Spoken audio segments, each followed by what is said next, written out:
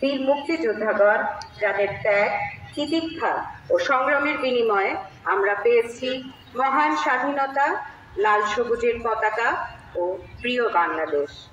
আমি একই সাথে স্মরণ করছি জুলাই 2024-এর গণ অভ্যুত্থানে অংশগ্রহণকারী সকল শহীদদের, যারা শোষণমুক্ত বৈষম্যহীন সমাজ বিনির্মাণের জন্য জীবন উৎসর্গ করেছেন।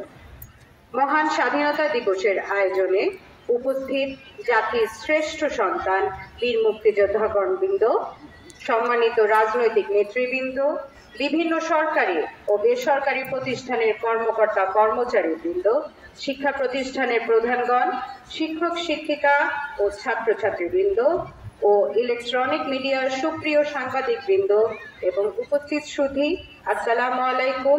স্বাধীনতা দিবসের আন্তরিক শুভেচ্ছা ও উষ্ণ অভিনন্দন। বৈষম্যের বিরুদ্ধে সোচ্চার একটি জাতি 1971 সালের সুদীর্ঘ 9 মাসের যুদ্ধের পর পেয়েছিল একটি ভূখণ্ড। পৃথিবীর বুকে সগৌরবে জানান দিয়েছিল নিজেদের অস্তিত্ব। তাই 26শে মার্চ শুধু একটি সংখ্যাই নয়, এটা বাংলাদেশের মানুষের জন্য দাসত্বের শৃঙ্খল থেকে মুক্তির একটি বার্তা। লক্ষ প্রাণের বিনিময়ে বাংলার স্বাধীনতা প্রাপ্তি বাঙালি জাতির শ্রেষ্ঠতম অর্জন।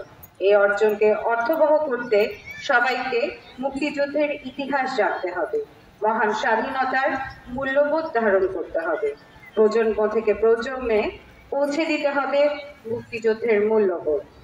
গণতন্ত্রকে প্রাতিষ্ঠানিক রূপ দিতে পরম সহিষ্ণুতা, মানবাধিকার এবং আইনের শাসন সুসংহত করতে হবে।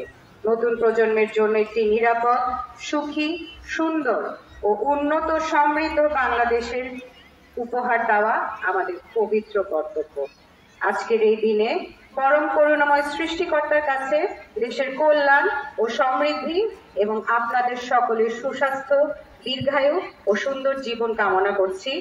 মুক্তিযুদ্ধের লক্ষ্য ও মূল্যবোধ ধারণ করে নিজ নিজ অবস্থান থেকে আরো বেশি অবদান রেখে দেশকে উন্নয়ন ও সমৃদ্ধির পথে এগিয়ে নিয়ে আমরা গড়ে তুলব বৈষম্যমুক্ত, সাম্য ও ন্যায়ভিত্তিক আধুনিক বাংলাদেশ। এই হোক আমাদের আজকের সকলের দৃঢ় প্রত্যয়।